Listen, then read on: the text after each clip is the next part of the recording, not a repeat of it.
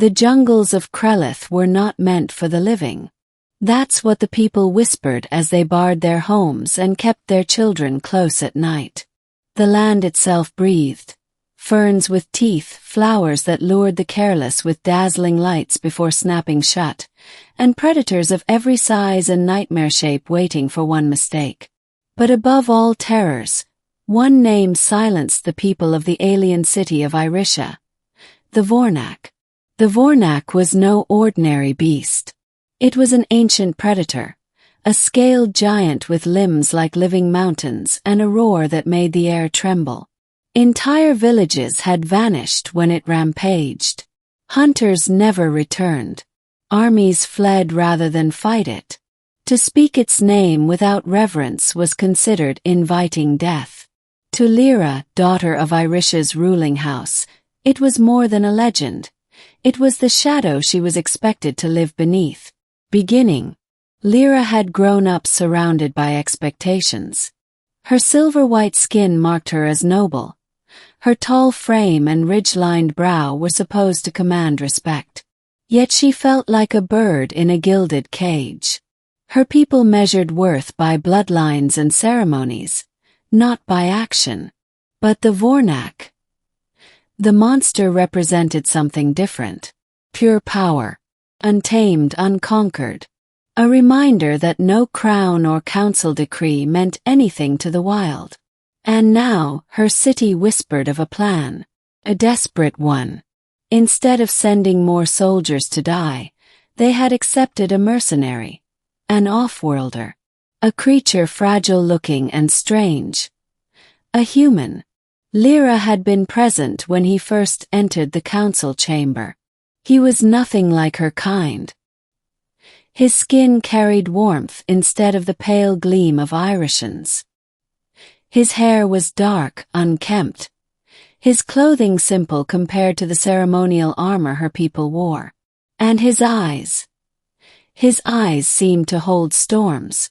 The council elders sneered. This human claims he will face the Vornak. Look at him, bare hands, no crest, no spine plates. He is barely armored flesh. But he hadn't flinched.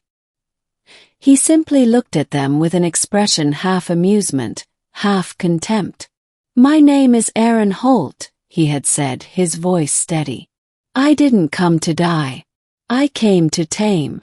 The words had rippled through the chamber like thunder. They sent him anyway. If nothing else, the elders thought, the beast would shred him quickly, and they would lose nothing but a fool's arrogance. Lyra volunteered to watch. "If he dies, I'll witness. If he lives, then I'll see the truth." The journey to the jungle's heart was suffocating. The air grew thick with moisture, each step accompanied by the hiss of unseen predators. The trees reached so high the sky was only a fractured mosaic. Lyra followed at a cautious distance, her guards behind her. But Aaron moved as if he belonged. He crouched, touched the ground, listened to the cries of distant beasts, and changed direction with uncanny instinct. "You walk like one who has been here before," she murmured. "Danger sings the same song everywhere," he replied without turning. "You just need to learn the tune." The Vornak announced itself long before it appeared. The ground quaked. Birds and scaled lizards fled in a tidal wave. The roar came, low and deep, rattling Lyra's very bones. Her guards quailed. Some wanted to retreat. Aaron stood still, shoulders squared, gaze fixed on the trees. Then the monster emerged. It was worse than the legends. 40 feet tall at the shoulder, a beast of jagged scales the color of ash and flame, eyes burning molten orange. Its maw open to reveal fangs longer than spears, saliva dripping and sizzling against the ground. Lyra's heart froze. Her hand reached instinctively for her energy spear. Her guards were already breaking formation, panic etched in their faces. None dared remain. But Aaron stepped forward. The Vornak roared, the sound shredding the air. The trees bent, leaves ripped free. Lyra staggered back, shielding her ears. Yet the human walked calmly, like a man approaching an unruly dog. And then, impossibly, he whistled. A sharp, piercing note that cut through the chaos. The Vornak paused. Its claws dug into the soil, carving trenches. Its head tilted, massive eyes narrowing on him. "You hear me, don't you?" Aaron said softly. He raised his hand, palm outward. "You've heard this before." Buried deep. The sound of command. Of bond. The alien princess gasped, unable to comprehend. The monster lowered its head slightly, emitting a guttural growl not of rage, but of recognition. Aaron took another step forward.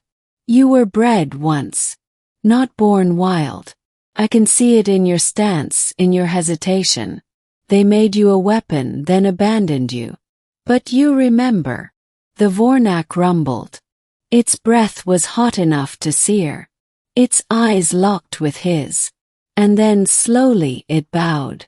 Lyra's knees weakened. She could scarcely breathe. No Irishan warlord, no council, no army had ever done this.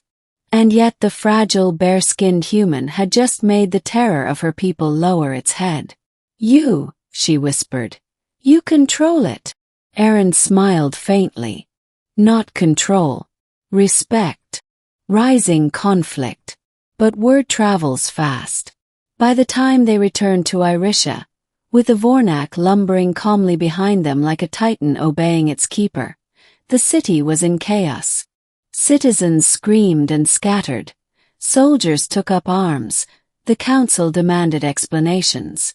The elders accused him of trickery. "You've cursed us, bringing the beast here. You mean to enslave us through fear." Aaron ignored them. Instead, he looked to Lyra.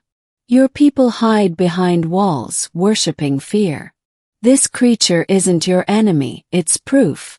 Proof that strength comes not from crowns or rituals, but from courage." Lyra saw the truth. For the first time, she felt the chains of her heritage cracking. The monster, once a symbol of hopelessness, now walked at her side because a human had dared what none else would. But the council could not abide it. That night, they ordered soldiers to kill the Vornak in its sleep and dispose of the human. They underestimated both. The attack was a massacre, not of the people but of the soldiers themselves. The Vornak defended Aaron with terrifying loyalty.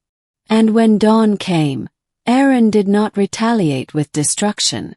Instead, he stood before the frightened masses and unleashed the truth. "Your rulers keep you weak.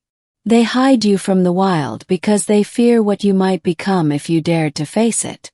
But fear is not power. Look at this beast, the one you've worshipped and hated for generations. Could crush me, yet it chose not to. Power comes from bond, not bloodline." People listened. More than listened, they believed. Ending. The council tried to silence him. Lyra made her choice. Standing before her people, she removed the crown from her brow. "This crown means nothing," she declared. "It has never stopped the monsters, never saved a single life. But this human has shown us the truth. We are not prisoners of fear. We can choose courage." Gasps echoed. The elders protested, shouting treason. But the people had already shifted. The sight of their princess standing beside the human, and the Vornak towering silently behind them, was more powerful than centuries of decrees. That day Irisha changed. The council was overthrown. The people rallied not behind a crown, but behind an idea, that survival meant courage, unity, and bonds beyond blood. And in the days that followed, Lyra often found herself beside Aaron at the edge of the wilds, watching as the Vornak prowled peacefully under his watchful eye. "You could have destroyed us," she said quietly one evening.